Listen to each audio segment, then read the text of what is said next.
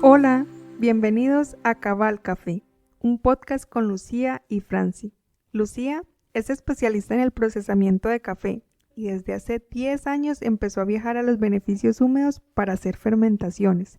Y quien les habla, Franci, estudié agroforestería en Colombia y seré la voz de todos los productores que se sienten confundidos por lo que sucede en el tanque. Buenos días, Lucía. Me encanta saludarte en esta mañana. ¿Listas para conversar? Te cuento que te saludo desde mi casa en Colombia con un calor bastante fuerte.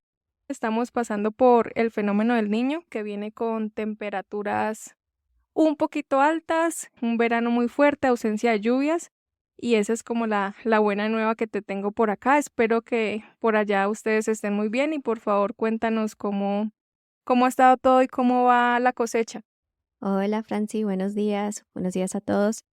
Te cuento que en Guatemala estamos casi en la misma situación, un verano bastante fuerte, sin lluvia, mucho calor, ahora los cafés se están secando bastante rápido y de hecho estoy teniendo que como poner más sombra para desacelerar la rapidez del secado, porque como hablamos en el último episodio del secado, tenemos que hacer un secado suave para poder preservar los compuestos que hacemos en la fermentación. Entonces, si tenemos un secado demasiado brusco con altas temperaturas o muy rápido, tenemos ese riesgo de como soltar esos volátiles antes o soltarlos en el secado antes de poder preparar el café. Entonces, ahorita estoy muy enfocada en desacelerar ese secado y creo que, bueno, es un comentario que quiero compartir. Tenemos una idea en el café de especialidad que entre más despacio y más largo el secado es mejor, pero hay un punto donde ya no es, para mí ya no tiene sentido. O sea, hay personas que quieren secar su café en un Ujú. mes porque es bastante suave y para mí pienso que haciendo un secado sin llegar a esas altas temperaturas podemos tener un buen secado de café de especialidad en 10 días, 10, 11, 12 por alrededor de ahí y no necesariamente necesitamos solo esperar esos 30 días para tener un secado suave. Y también cuando tenemos un secado demasiado largo, tenemos ese riesgo que el contenido de agua y la actividad de agua sigue alto y se puede empezar a desarrollar diferentes sabores y algo que es difícil de controlar. Entonces, quiero ser clara que sí quiero un secado suave y más o menos lento, pero para mí lento no es algo exagerado de 3 semanas o un mes, pero lo podemos hacer en esos 10 días. Y algo como un comentario interesante en esto que nos acabas de comentar en el secado, que tal vez cambia el chip cuando lo entendemos, es que igual, independientemente del secado que tenemos, hay que respetar esos ciclos naturales y hacer como la similitud, por ejemplo, con la sombra o el intervalo del descanso en la noche. Y mira que precisamente ahora me estoy tomando un cafecito siguiendo la rutina de probar cafés y de tener un poco más conciencia de lo que me estoy tomando.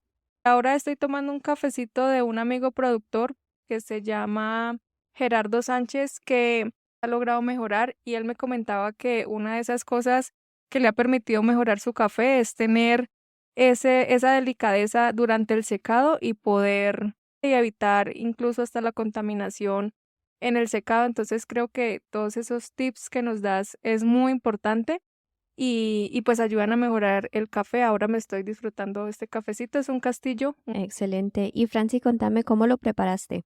Estoy usando el B60. Creo que ese es uno de mis métodos favoritos. Me parece que me permite desestresarme en la preparación, pero también es una taza que es muy tranquila para iniciar el día. Entonces, por ahora mi método es el B60 y no lo cambio. Es lo que estoy usando ahora. ¿Y ustedes en qué están ahora?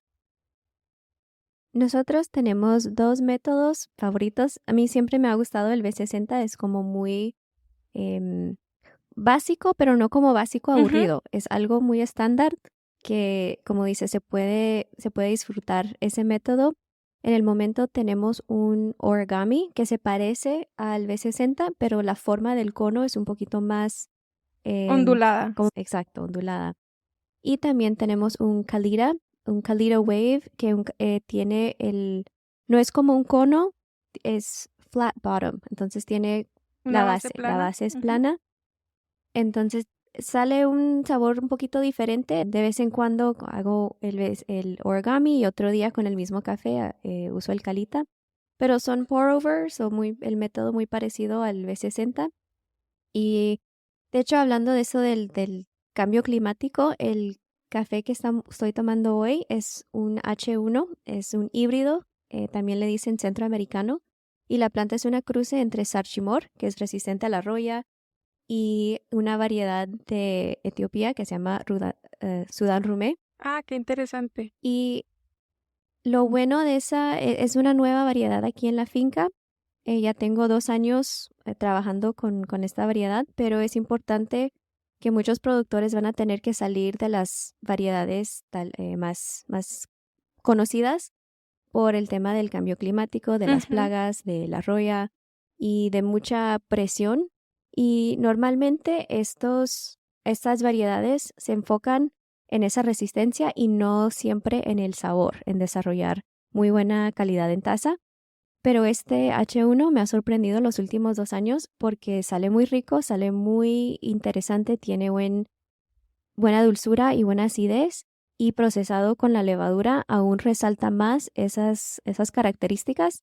Entonces, yo soy muy interesada y enfocada de trabajar esos procesos de fermentación con los híbridos, porque creo que esa va a ser la realidad de muchos productores en el futuro. No podemos siempre tener un Ajá. bourbon o un geisha, esas variedades que son bastante ricas, pero que sí son delicadas. Sí, eso es muy importante porque ahora con el tema del cambio climático y todo lo que está sucediendo en el mundo, creo que son nuevos retos a los que se va a enfrentar la caficultura, a los que vamos a tener que ser resilientes y lograr una adaptación. Y precisamente estaba conversando con algunos cafeteros en nuestros espacios que tenemos para discusión.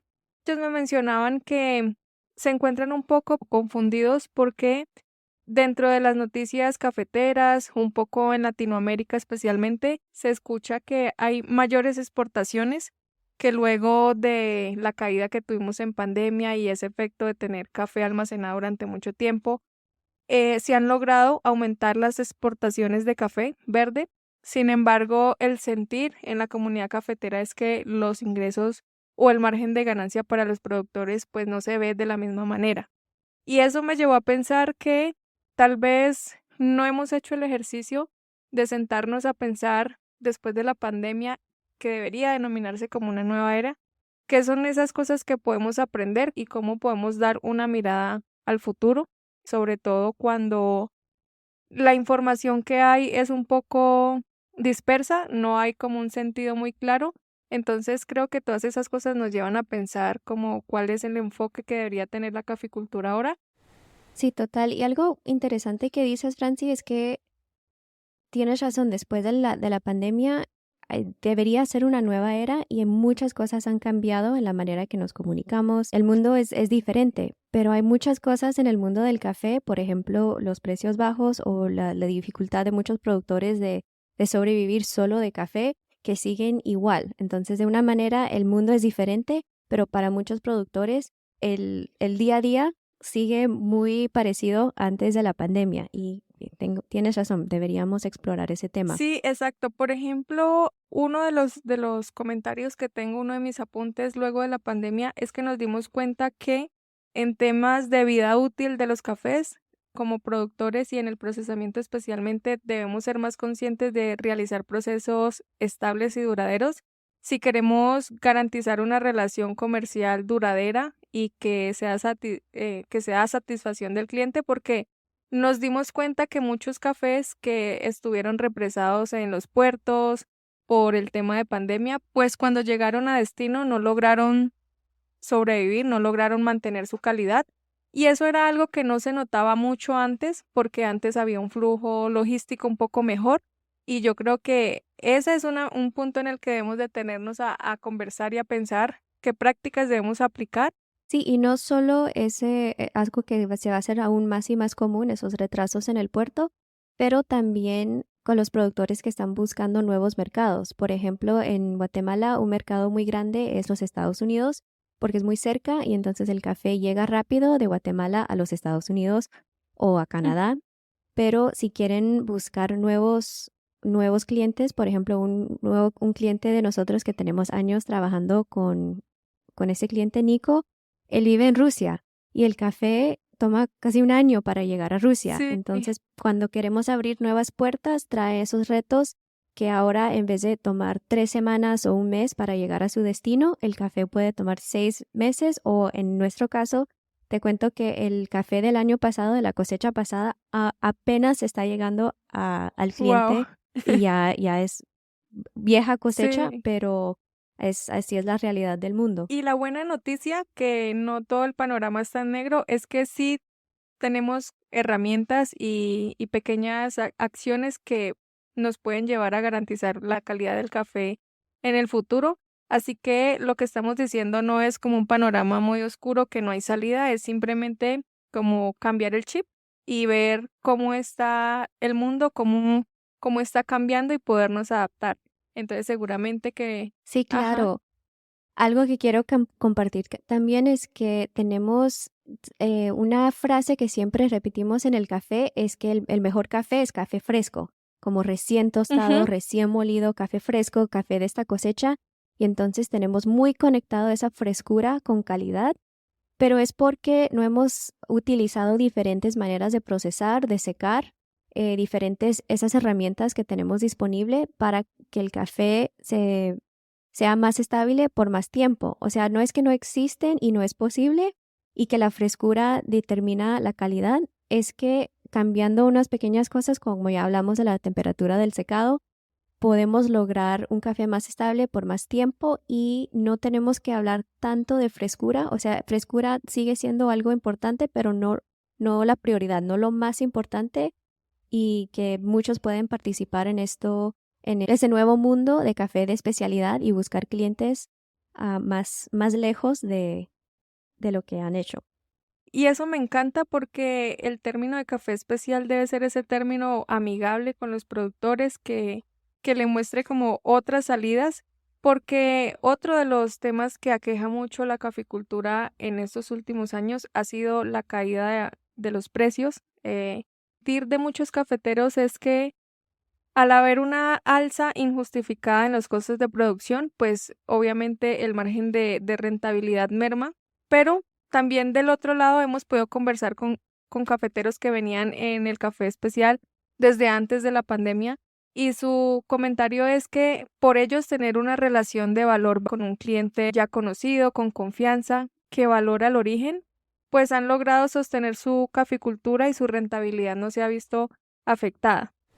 Y esto fue algo que nos pasó y lo vivimos en FTC, ese conflicto de los precios cuando realizamos los campamentos de fermentación FTC Colombia, porque en menos de 6 meses pudimos ver cómo el precio por kilo de cereza cambió considerablemente, tuvo una caída como del 50%, mientras que por su parte los precios de fertilizantes y los insumos agrícolas se mantuvieron. Entonces yo creo que eso también es un golpe del que los productores todavía necesitan adaptarse. Sí, buen punto. Algo que sí me molesta un poco de esa conversación de café de especialidad es que ese nuevo modelo de comprar café y de valorar la materia prima, todo eso es muy bueno, pero sabemos que el café de especialidad es una fracción, es algo como, no sé, 5% de todo el café, no es nada. Entonces, para hablar que solo el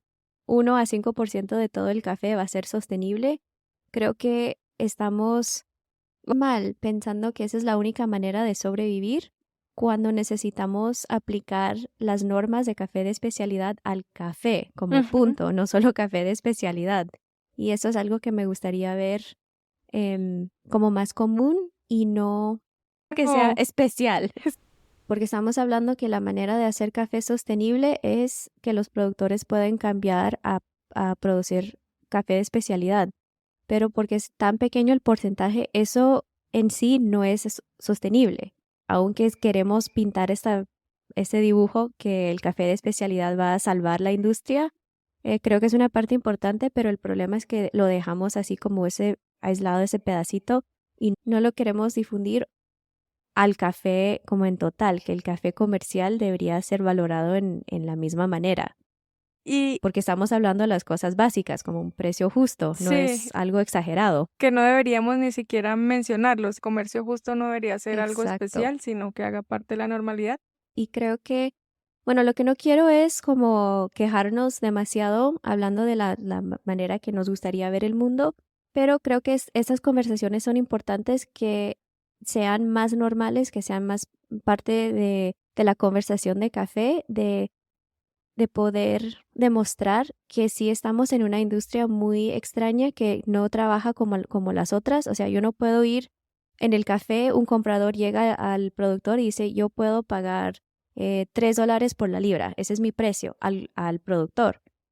Y eso es normal en el café, pero en otros productos, si yo quiero ir a comprar una camisa o unos jeans, yo Ujú, no llego al productor y digo, yo voy a pagar $10 y ya, nada más. ajá. Ellos me dicen, eso es lo que vale y si yo lo quiero, lo compro. Pero en el café tomamos como la vista opuesta y eso es lo normal. Entonces creo que tenemos que tener más conversaciones así abiertas para decir, eso es muy raro, esa manera de comprar café sí es bastante rara. Y cada vez que queremos comparar el vino con el café, tenemos que tener en cuenta que el vino no funciona como el café. En el vino, el productor dice, ese es mi costo de producción, ese es lo que yo quiero ganar encima de mi costo de producción.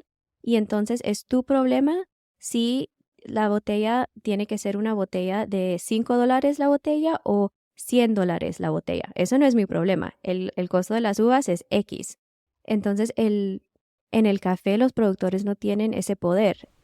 Por eso me molesta mucho, mucho siempre que queremos comparar el café con el vino, porque del principio de la raíz, el vino funciona totalmente diferente y los productores tienen mucho más poder para definir sus costos, los precios. Igual, cuando hablamos de café, siempre queremos decir de cuál es el costo de producción, como que esa es como la línea que los productores pueden ganar, pero tampoco hablamos de lo que quieren ganar Ujú. encima del costo de producción para tener una vida eh, Sí, divertida, una para hacer vida, lo una que quieran calidad de con vida. Ajá. una calidad de vida. Entonces, es algo que quiero como compartir y que sea más abierto para hablar de esos temas. Y les quiero compartir que tal vez muchos cuando están escuchando del vino piensan que el vino funciona como el café, pero no, no es así. Y como hemos venido resaltando aquí, no, ahora no es tan fácil producir café.